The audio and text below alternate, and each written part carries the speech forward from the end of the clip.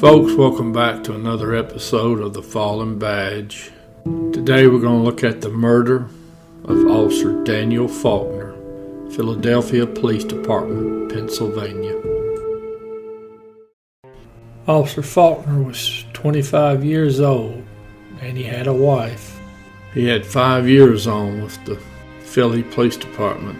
Now, prior to coming to the Philadelphia Police Department, he had worked with the Pennsylvania Department of Correction. Our suspect in this case, he was a member of a radical group, allegedly, that I have done an episode or two on in this series and in another series, Coffee, Tea, and Crime. This radical group, hate group, they hate the government, they hate everybody actually. No one in the Philadelphia area who ever had to live anywhere around their compounds and their houses ever had anything good to say about them. It's December 9th, 1981. It's about 3:30, 4 o'clock in the morning, midnight shift for Officer Faulkner. Now he observes a blue-colored Volkswagen going wrong way on a one-way street. So now he gets the vehicle stopped on Locust Street between 12th and 13th Street. Now he advises the dispatcher of the stop, and he advises he needs another car to back him up. And then he gets out of his car, and the man driving the blue Volkswagen, he gets out. Well, now as it turns out, allegedly he's a member of this same hate group, or at least has an association with it, since his brother, who is the suspect, is a member of it, allegedly. Now, unbeknownst to Officer Faulkner, the suspect, the brother of the man he just stopped, is sitting in that parking lot across the street there on Locust and 13th, and he's watching. So a fight breaks out between Officer Faulkner and this subject in the blue Volkswagen, and Officer Faulkner is attempting to put handcuffs on this driver. Now the suspect, he runs across the street. Now Officer Faulkner has his back to the suspect, and his attention is focused on the suspect's brother. So the suspect pulls out a pistol and shoots Officer Faulkner in the back. Now Officer Faulkner, he falls to the ground. Now he's able to roll over, pull his pistol. He's able to fire one round, which hits the suspect in the chest. Now the suspect staggered, but he doesn't go down. Takes his pistol and he fires the last 4 rounds in his weapon at close range into Officer Faulkner's body. And they're all in the region of the head. And the last shot, the one that proved to be fatal, hit Officer Faulkner right between the eyes. Now the suspect, he wanted to run off, but he couldn't. The best he could do is collapse there on the sidewalk. The brother of the suspect, who had been driving the Volkswagen, he stayed on the scene as well. Now the first backup, they get flagged down by a taxi cab driver. Now that taxi cab driver had been at 13th and Locust at that intersection, dropping off a fare, and he had seen the shooting. Now he had taken off, and he had actually flagged down the car that was heading to Officer Faulkner's aid. Because at this moment, no one knows that Officer Faulkner is down. No police officer does. So the cab driver tells the officers, hey, you got a cop that's been shot. Now the officers make the scene. They check, make sure nobody's in the Volkswagen. They see the suspect sitting on the curb. And according to these officers, that suspect was reaching for something, an object, between his legs. One of the officers ran over there, saw that the suspect was reaching for the revolver. That ended up being his, that he had used to kill Officer Faulkner. So they take the suspect into custody. And they see that the driver of the Volkswagen's still there. They search him, and he gets taken into custody as well. His only statement was, I had nothing to do with it. So you get more officers on the scene. Officer Faulkner is transported to Thomas Jefferson University Hospital. Doctors there pronounce him dead. Now they also took the suspect to that same hospital, and he fought the police the whole time they were attempting to handcuff him. And the whole time they moved him to the paddy wagon. Now, while in the emergency room lobby, he is loudly letting everybody know that I shot the motherfucker and I hope the motherfucker dies. Now, everyone that heard that took that to mean that he's talking about Officer Faulkner.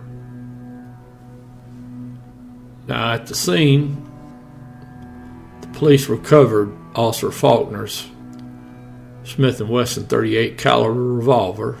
Carried one myself for several years, Memphis Police Department. Great pistol. Now, they checked the pistol.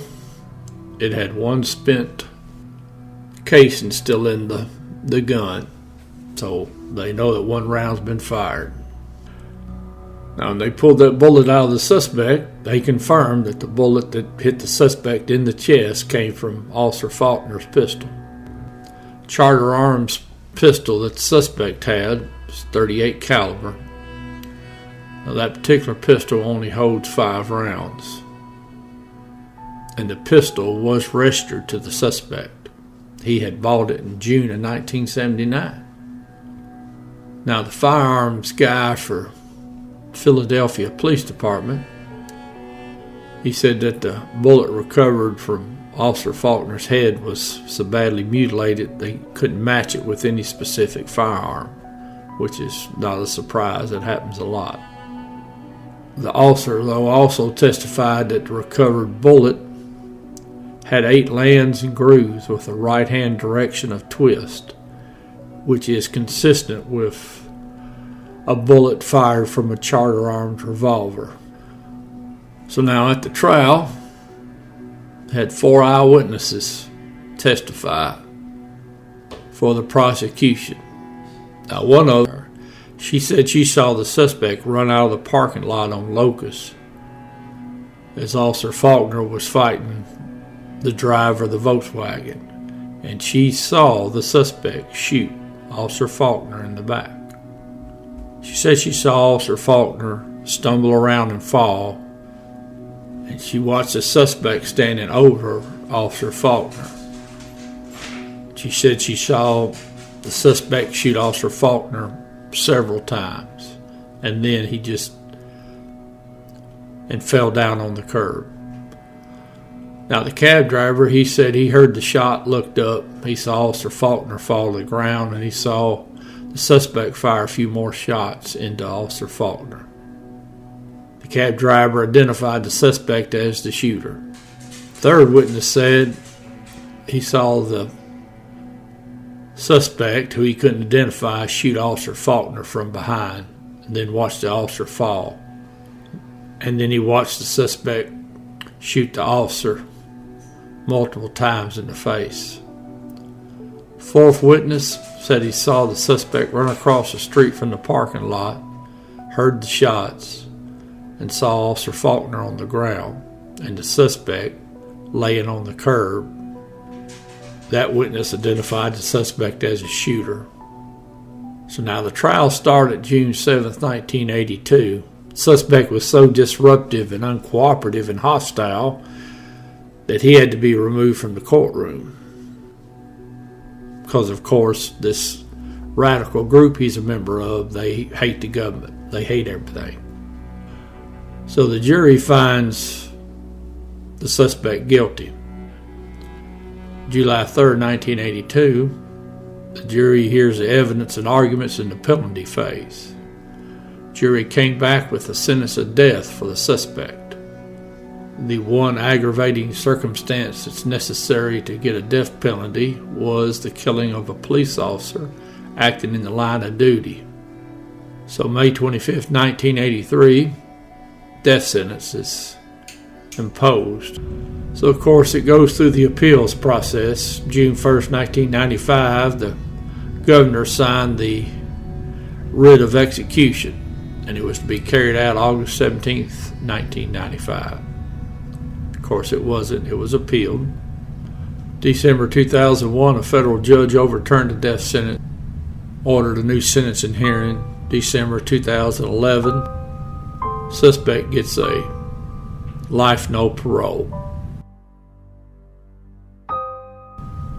A lot of talk about this is all a racial event and that the suspect was framed. I'm not going to delve too much into that. You can't reason with people that look at facts and ignore them if they're not what they want them to be.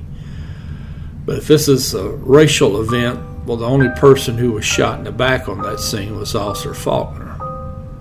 And if you're talking about a frame job, I want to know how the police framed the suspect when he had a bullet in his chest, and that bullet came from Officer Faulkner's pistol. I seriously doubt Officer Faulkner would have just shot anybody willy-nilly. I would think that he would probably shoot the person that had shot him. Now, regarding the frame job, the suspect had a bullet pulled from his chest, and that bullet was identified as coming from Officer Faulkner's pistol. Now, if they framed the suspect, how'd that bullet get in his chest? Osmosis? Spontaneous combustion? Did they get Scotty to beam the bullet into the suspect's chest? No, the bullet came from Officer Faulkner's pistol because he shot the man that shot him, which is the suspect.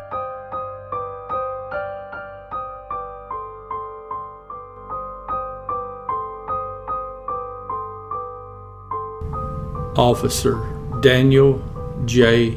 Faulkner. End of watch, December 9th, 1981.